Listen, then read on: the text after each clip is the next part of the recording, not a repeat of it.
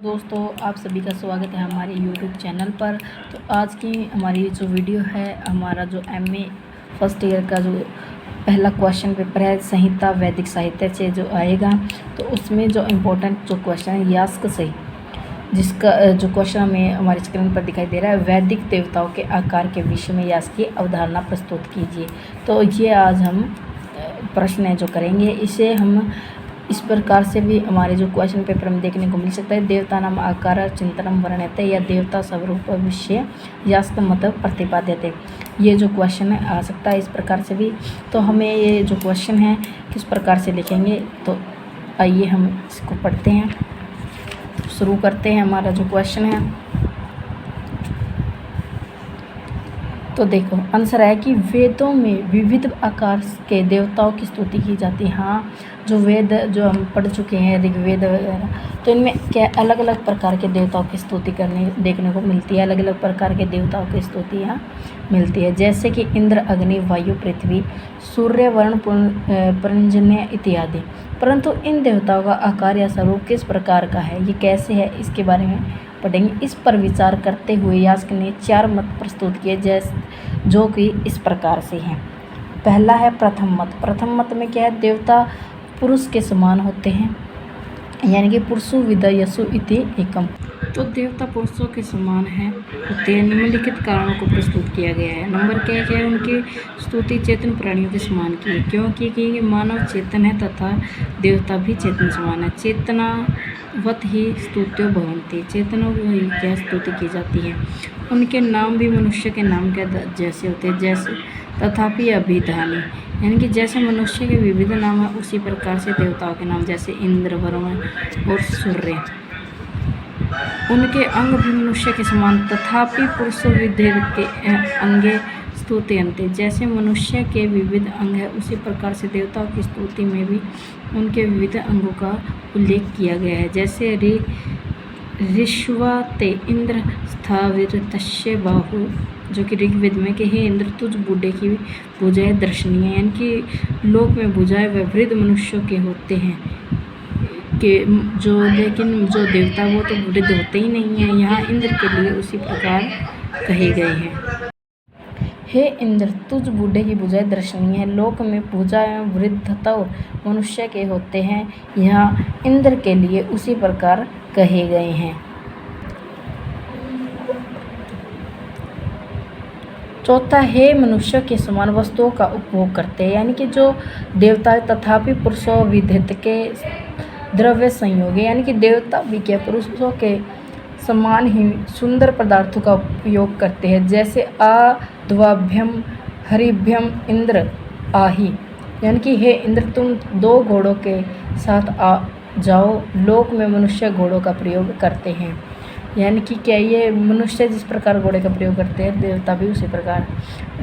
अड़य में वे मनुष्य जैसे कर्म, यानी कि 5वां इसका मत क्या है, मनुष्य जैसे कर्म करते हैं तथापि पुरुषो विदते कर्मणि, यानी कि जैसे अधिनंत द्र पिब च प्रस्थितस्य, कि हे इंद्र सोम का पान करो और खाओ, यह खाने पीने का कार्य मनुष्य के समान है।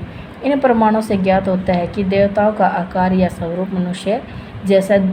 द्वितीय मत उन्होंने क्या दिया यास्क ने, देवता मनुष्य जैसे नहीं होते, अपुरुष विधा यसु इति परम, यानी कि इस विषय में निमंत्रक। देखो दूसरा मत क्या, मनुष्य जैसे नहीं होते। पहला था क्या, मनुष्य जैसे होते हैं। मनुष्य जैसे तो ने प्रमाण देती है, मनुष्य जैसे नहीं होते। जैसे दिखने में आता है कि देवता मनुष्य जैसे नहीं है। अपि यत दृश्य पुरुष विधम मत, जैसे अग्नि, वायु, आदित्य, पृथ्वी, चंद्र आदि प्रत्यक्ष देखने से ज्ञात होता है कि मनुष्य के समान नहीं है।